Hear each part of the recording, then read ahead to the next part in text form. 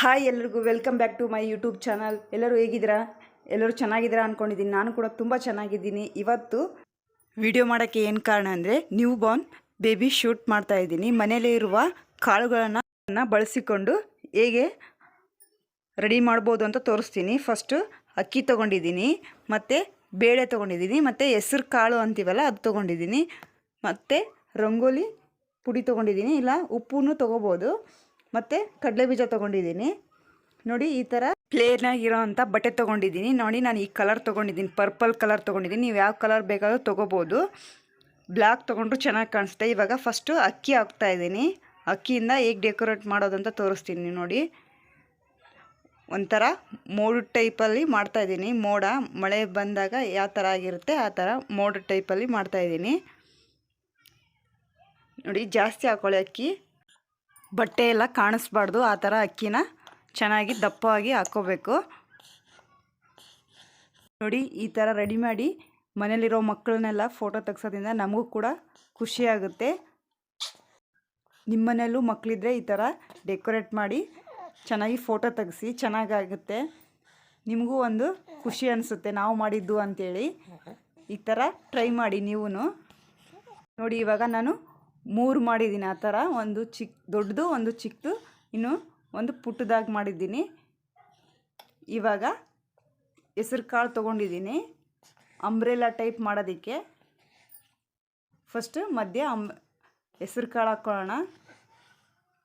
ನೋಡಿ ಈ ಶೇಪಲ್ಲಿ ಇರಬೇಕು.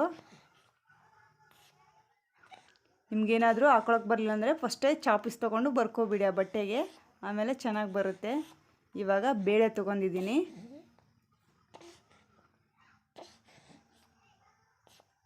ಒಂದು ಕಡೆ ಬೇಳೆ ಹಾಕ್ತಾಯಿದ್ದೀನಿ. ಹೊರ್ಗಡೆ ದುಡ್ಡು ಕೊಟ್ಟು ಫೋಟೋಶೂಟ್ ಮಾಡಿಸೋದೇ ಬೇರೆ, ನಾವೇ ಮಾಡೋ ಖುಷಿನೇ ಬೇರೆ. ಆದರೂ ಚೆನ್ನಾಗಿರುತ್ತೆ ಮನೇಲಿ ಮಾಡೋದು. ಅವರೆಲ್ಲ ದೊಡ್ಡವರಾದಾಗ ಇವೆಲ್ಲ ಫೋಟೋಸ್ ತೋರಿಸಿ ನಾವು ಮಾಡಿದ್ದು ಅಂತ ಅಂದು ಹೇಳ್ಕೊಳಕ್ಕೂ ಚೆನ್ನಾಗಿರುತ್ತೆ. ನೋಡಿ ಈ ಥರ ಟ್ರೈ ಮಾಡಿ, ನೀವು ಮನೇಲಿ ಟ್ರೈ ಮಾಡಿ ಹೇಗಾಯಿತು ಅಂತ ಕಮೆಂಟ್ ಮಾಡಿ ತಿಳಿಸಿ ನನಗೆ. ನೋಡಿ ಈ ಕಡೆ ಅಕ್ಕಿ ಹಾಕಿದ್ದೀನಿ ನಾನು. ನೋಡಿ ಇವಾಗ ಇವನ್ನ 3 ಶೇಪ್ ಬರೋಂಗೆ, ಅಂಬ್ರೆಲಾ ಟೈಪ್ ಶೇಪ್ ಬರೋಂಗೆ ಚೆನ್ನಾಗಿ ಹಾಕ್ಕೊಳ್ಳಿ. ಹಾಕ್ಕೊಂಡು ಆಮೇಲೆ ಕಡಲೆ ಬೀಜ ತೊಗೋಬೇಕು. ಐರನ್ ಆಗಿರೋ ಬಟ್ಟೆ ತೊಗೊಳ್ಳಿ, ಹಂಗಾದ್ರೆ ನೀಟಾಗಿ ಬರುತ್ತೆ ಫೋಟೋಸನ್ನು. ನಾನು ಐರನ್ ಮಾಡಿರಲಿಲ್ಲ, ಹಂಗೆ ತೊಗೊಂಡಿದ್ದೆ. ಇವಾಗ ನೋಡಿ ಕಡಲೆ ಬೀಜನ ಜೋಡಿಸ್ಕೊತಾ ಇದ್ದೀನಿ ಅಂಬ್ರೆಲಾಕ್ಕೆ. ನೋಡಿ ಲೈನಾಗಿ ಜೋಡಿಸ್ಕೊಳ್ಳಿ. ನೋಡಿ ಈ ಥರ ಮಾಡಿದ್ದೀನಿ ನಾನು. ಮೇಲ್ಗಡೆನೂ ಒಂದು ಸ್ವಲ್ಪ ಕಡಲೆ ಬೀಜ ಇಟ್ಕೊಂಡಿದ್ದೀನಿ. ನೋಡಿ ಈ ಥರ ಬಂದಿದೆ ಅಂಬ್ರೆಲಾ.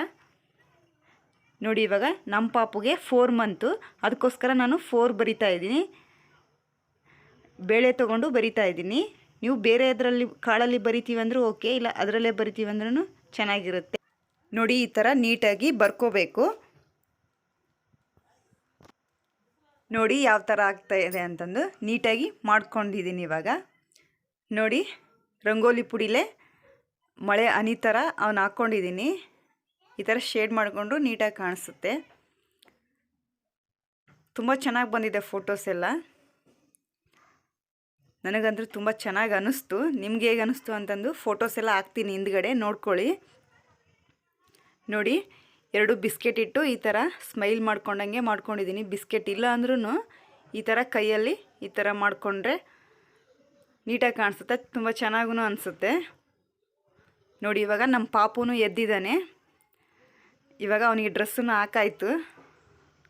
ತುಂಬ ಕ್ಯೂಟಾಗಿ ಕಾಣಿಸುತ್ತೆ. ಫೈನಲ್ ಲುಕ್ ಈ ಥರ ಇದೆ.